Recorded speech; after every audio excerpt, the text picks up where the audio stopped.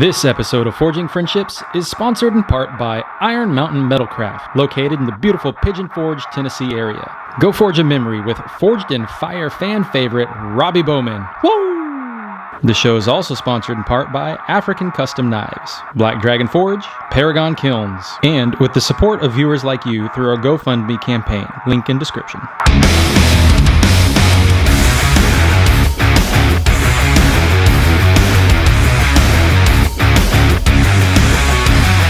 Started off in medieval reenactment, and I loved axes. I wanted an axe, and I'd go out and I'd go to Ren fairs and stuff and see things, and they were cheap. And at that time I was working summers for a NASA contractor in a machine shop, 3 months in a nice machine shop. I got all the experience of the senior machinist. So I started making axe blades and such, and started talking to a lot of machinists and saying, hey, here's what I'm interested in. They were great guys. And turns out one of the NASA guys was actually a professional custom knife maker. And I got busted one day after hours making some throwing knives in a machine shop. And the guy's like, my office tomorrow. There goes a pretty sweet summer job. You know, and he gets me in there and he shuts the door and sets the briefcase down and goes, so, you want to make knives? Learn to do it right. And he pops open his briefcase and starts pulling out these knives. And it was like, you know, the hand of God, and the heavens opened up and sunlight came down. His little cherubs were flitting around going, ah! I mean, they were beautiful. Ever since then, you know, I always make stuff, and I think back to that first occurrence of me holding that first custom knife in my hand and realizing there's a whole other almost subculture out there. And that's kind of what really got me started is, you know, I wasn't out to make money. I was out to make something cool, and even to this day, that's still kind of my philosophy. Is my number one goal really is I want people to really enjoy something and have something they're proud to own. They can hand down to their kids. And as a hobby maker, I'm not relying on this, you know, to pay a mortgage. I'm relying on it to pay for my hobby. So I got the bug down there, you know, and again, it was a summer job. So I go back to Texas A&M, and it was kind of out of sight, out of mind. And that same summer, somebody came in, and we used to always mess around the shop. A kid came in and said, hey man, I heard you were making knives. Can you make something for me? And he comes in at this picture and asks me if I could cut it out. I'm looking at metal going, that looks like a gauntlet. It's like, well, it is. What are you doing with the steel gauntlet? Well, my friends and I are part of this group. We go hit each other with stick swords for fun. We wear steel armor. Whatever, man. Sure, no problem. So I go back to Texas A&M, and I'm just cruising down one of the back roads there between main campus and west campus, and I look over and there's these guys out there dressed in full armor wailing on each other with these big rattan sticks, and I pull a U-turn in the middle of the road, go back, and started chatting with them. They set me up some armor and put a stick in my hand and gave me a few pointers, and again, kind of that bug hits you. So that was kind of where I got snagged in the whole medieval side of it. I guess it was 88, 89. So kind of my sophomore year, junior year at Texas A&M, and I didn't have any equipment. I was living in a small apartment. You really can't set up a forge on the front porch of an apartment. In fact, they have rules about the little smoky barbecue pits. But what you can do is convert a concrete floor bedroom in a really old duplex into a grinding room. Late 87, 88, 89, and starting in the 90s when I really kind of started getting serious about it. So, you know, obviously, this is more than a hobby. It's kind of become an obsession. I need to take the advice I first got and learn how to do it right. Going out, meeting, going to some of these knife shows, finding out where they were, talking to people, trying to learn a little bit more. But at the same time, I had all these medieval people, and it's like, dude, you're a bladesmith? I want a Gothic medieval armor kit, you know, full Gothic fluting. I want a big giant 40-inch sword. And I'm like, I make steak knives. Right about this time when my dad's files started disappearing out of the garage and becoming daggers, and somewhere I still have that first dagger I made out of a file, both halves of it. I learned that welding a guard to a high carbon file isn't the best idea for metallurgy. So again, you know, as I move forward, I'm filling in classes at A&M because I changed majors. I was getting a degree in math. And then around my sophomore year, somebody asked me, what do you want to do with a math degree? It's like, I don't know. I really don't want a math degree. So now I changed into engineering. I became a nuclear engineer major. So I had a bunch of dead space I had to fill in. So I started taking metallurgy elective classes. And A&M has a fantastic program on that. So I got access to a sweet metalworking shop on campus. I got formal instruction on metallurgy, proper metallurgy, you know, heat treating and all sorts of stuff, alloy compositions, and just kept with that. And I started focusing in classwork, aimed towards that. And then in the off time, I'd be back hammering and grinding and welding. And I used to make just a lot of armor and supplement with, again, I started with axes. Late 1990, just moving into 91. I've been doing a little, like I said, steak knife sets. So I'd started doing knives, like I said, 1990. This is about 91 when I finally got up the gumption to go out and really try and make a heavy-duty weapon. So I cut out some axe heads out of, who knows, scrapyard steel. They had an awesome scrounging scrapyard in Bryan Iron and Metal, give a plug out to them. Great for digging up who knows what. A lot of wrought iron out there too. You never know what somebody throws out. Anyways, I cut the axe heads out. I would wrap around some mild steel to make the socket part of it, pin it, screw in the pins, hammer them in, weld them together, grind it flush. Just hardcore, cut whatever you want, axe heads. And then I make some kind of neat handles with some inlays and some exotic woods. And my medieval name was Krag, so we called it a Kragaxe. And one day, after, I don't know, way too many Milwaukee's Best, college student beer of choice, somebody asked me, well, can it cut? Way before Doug Margata, can it cut? So we're sitting there, and at that point we had an old refrigerator sitting in the backyard, and we're sitting there looking at the axe, looking at the refrigerator. Hold my beer. So the story got passed around that I cut this refrigerator in half with about 4 or 5 axe blows. And that was, oh my God, get a Kragaxe. Dude, this guy, I know a dude that once knew a dude that had a sister that dated a dude that cut a refrigerator in half with like 2 blows. It was more like 200, but the key was perseverance. I did cut that refrigerator in half. Landlord wasn't real happy about having to dispose of 2 halves of a refrigerator. We whacked a refrigerator in half, and thus was born the Kragaxe. So for the next 3 or 4 years, I exclusively made axes touted as Kragaxe, and I sold them for about 35 to 40 bucks to 50 bucks. But again, I wasn't really trying to make money. Same thing, I go out there, I know what to look for at the scrap yard, so I find their machine drop section, and I know, people that were dropping them, so I'd call me up, hey man, my boss just dumped 500 pounds of scrap, go check it out. So I go hit the bins, pull it out. And again, people just love seeing them, and I love going out to medieval events, watching people use my axes and throwing competitions. It was just great seeing people just have a blast with that stuff. Then I hooked up with a couple guys. I started going to, back then they had the Texas Knife Maker and Collector Association, TKCA. And we had some great guys at A&M, Richard Epping, who was also in Forged in Fire, and Chester Darcy. He was not in Forged in Fire, but he's since retired. Those guys are fantastic. And now I'm in grad school, so now you're looking at the late 1990s, and I was going out and inspecting their labs, so I got to know them pretty well, and then I ran into them at a knife show, and it's like, man, I know you, and they're like looking at me going, hey, we know you too, and you make knives? Well, I do, and I got some questions.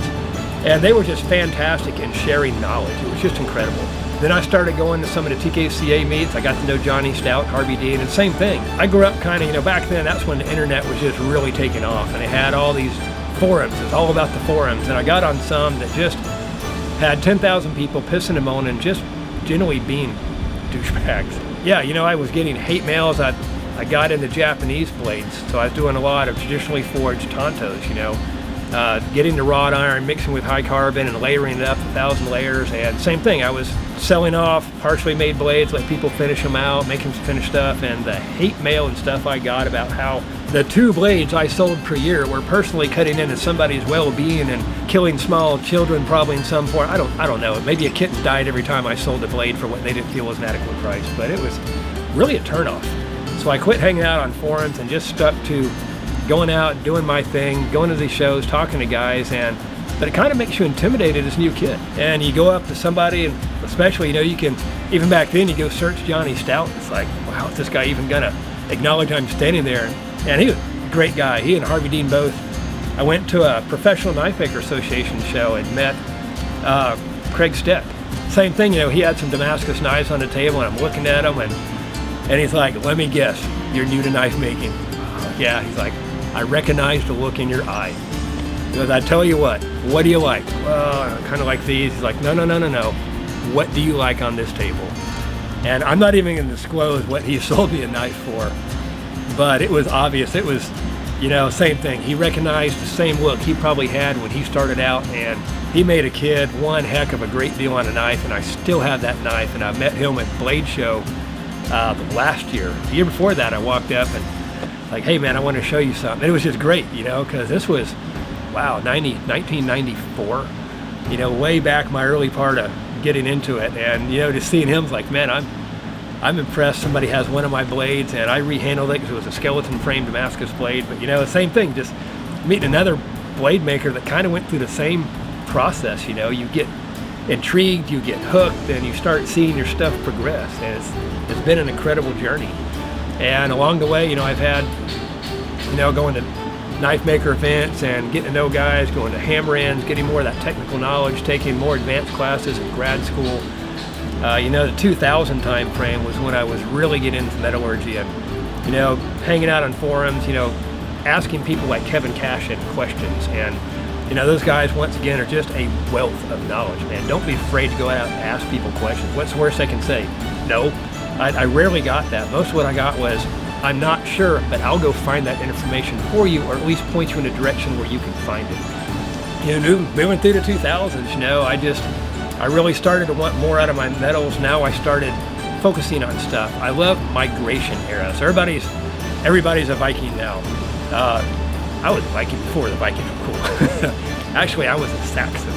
That was what I focused on, is what we call the migration era. So you go back and look at the history of metallurgy, and you got all these different time periods, Roman invasion, barbarian tribes. From a metallurgical standpoint, that's when it starts getting fun. They start doing the pattern welding. You get some of the crucible steel making its scene over there, Bulat steel, the Russian equivalent, Rus Viking version of Woots Damascus. So it's fascinating to study metallurgy through the history, and that's really been my focus the last several years too. But it started back in the mid-2000s, and again, I was at A&M, so I had just this colossal research library at my disposal.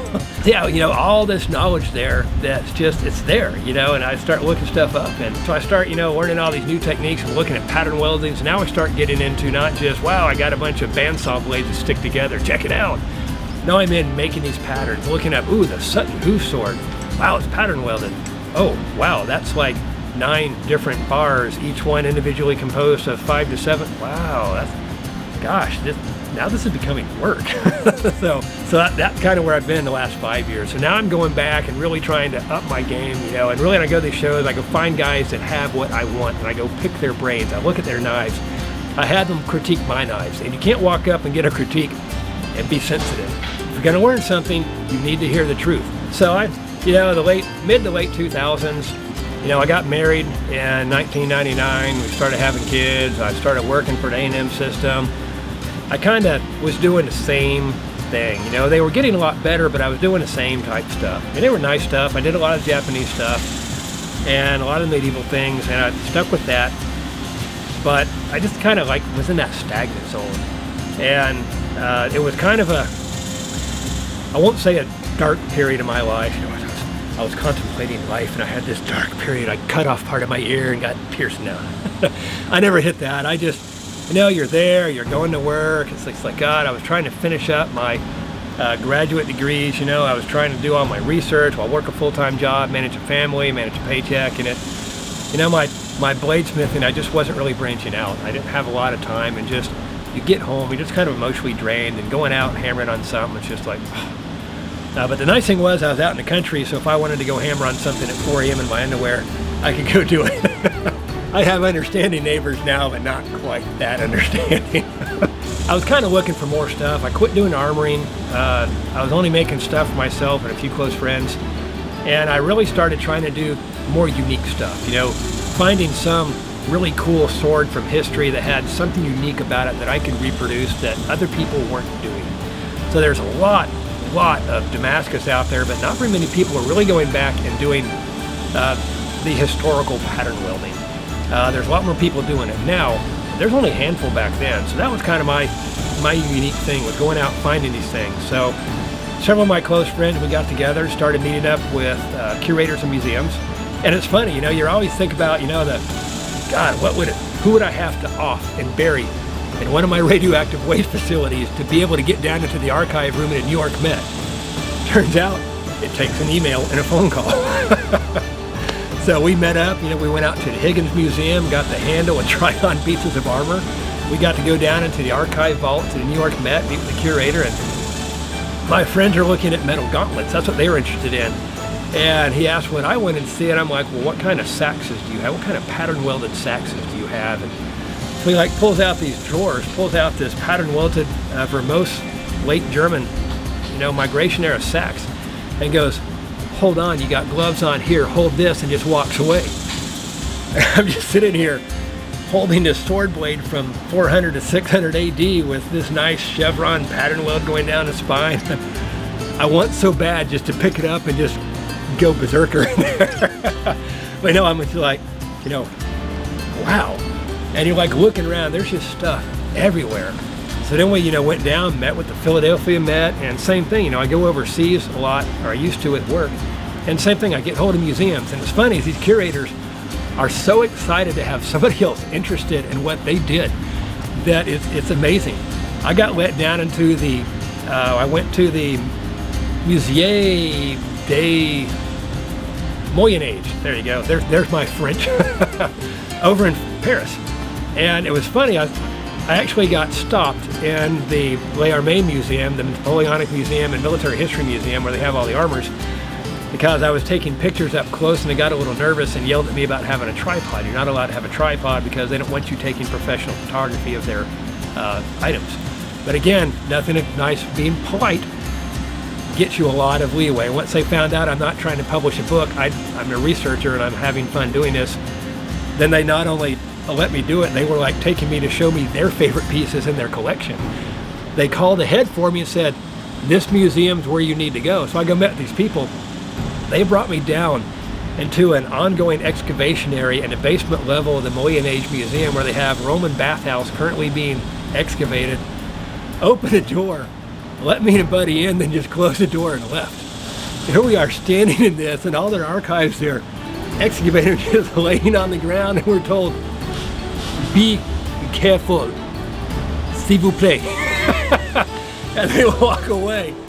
And it was just like, so they really just kind of let us walk around? I don't know. I guess so.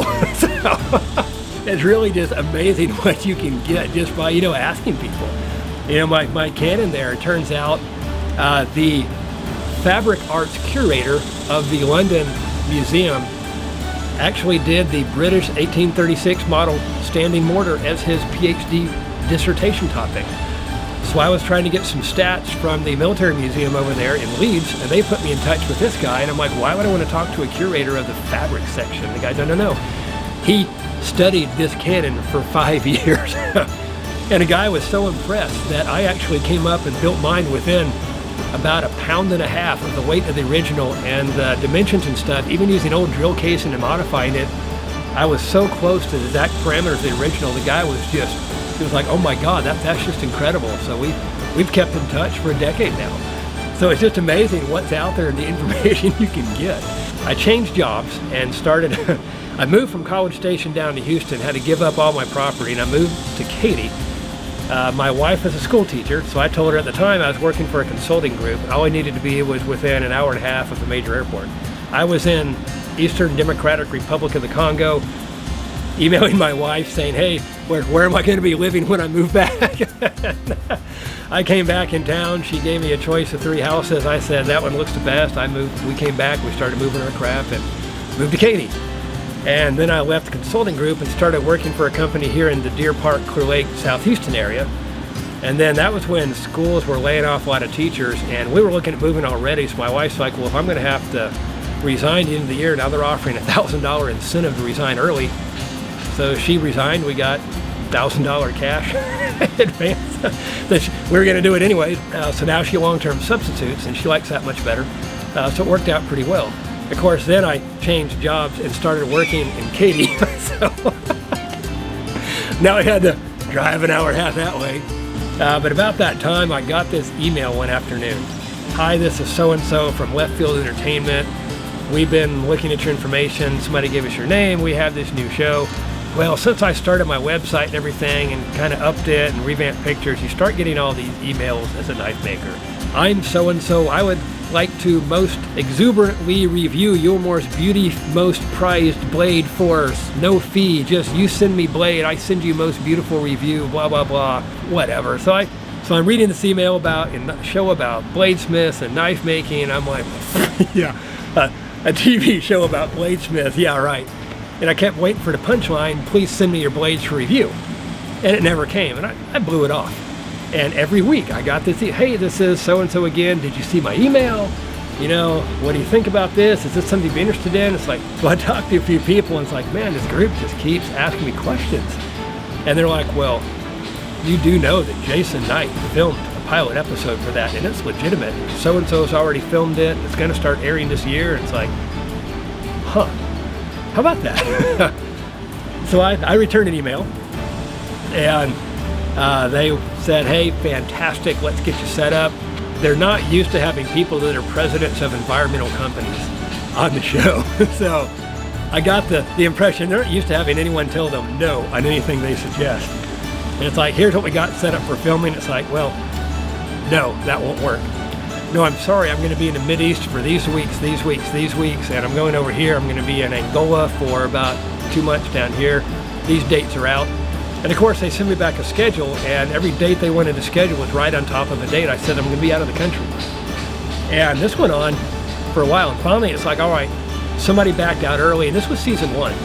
And somebody backed out early. They were trying to fill it in last moment, and my grinder wasn't working. I blew it. That was when I blew the motor out on the old Grizzly grinder. I didn't have hardly anything for heat treating. My forge was in sad shape. I needed to reline it. I didn't have any extra refractory. It's the week before Thanksgiving, and they're like, we're thinking maybe you could fly out this Friday.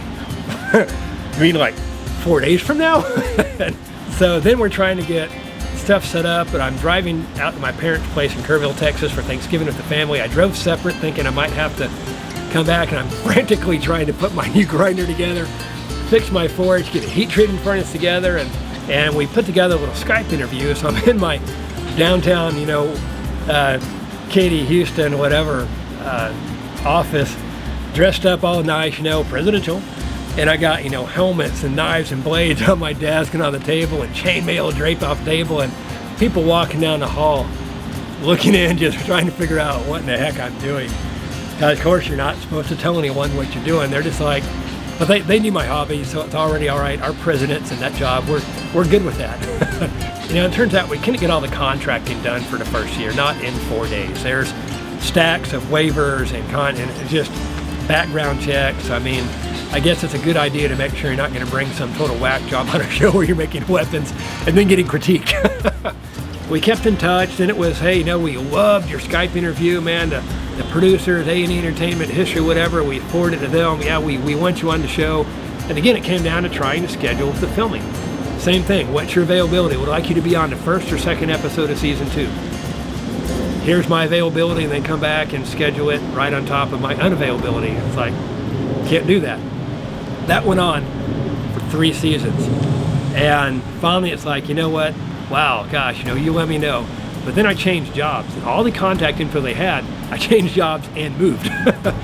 All the contact they had was my old work email, my old work telephone, and my old address. So now here we are, Christmas after, I guess, season 3 was starting to air. And, again, they were saying, oh, we want you on the opening of season 3. And then I see the commercials on TV about, coming up, season 3, Forged in Fire. It's like, well, okay, so I guess I'm not going to be on season 3.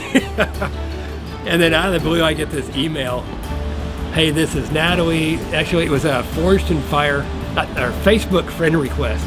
This is Natalie with Left Field. I've been trying to contact you for several months.